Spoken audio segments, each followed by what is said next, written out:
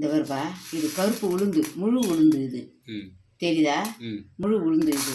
இது என்ன பண்ண லைட்டாக வறுத்துக்கணும், ரொம்பவும் வறுக்கக்கூடாது.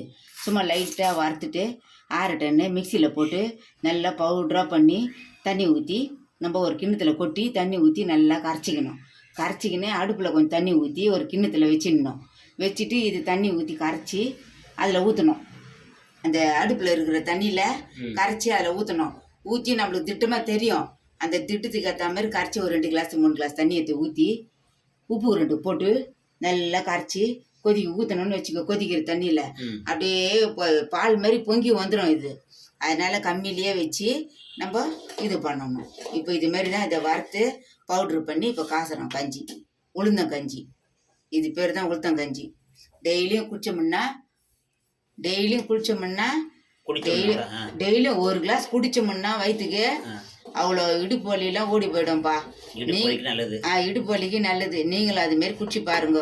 இடுப்பு வலிக்கு அவ்வளோ நல்லது. இடுப்பு வலியெல்லாம் ஓடி போயிடும். இன்னொரு நாளைக்கு காட்டுறேன் நான் இதை வறுத்து.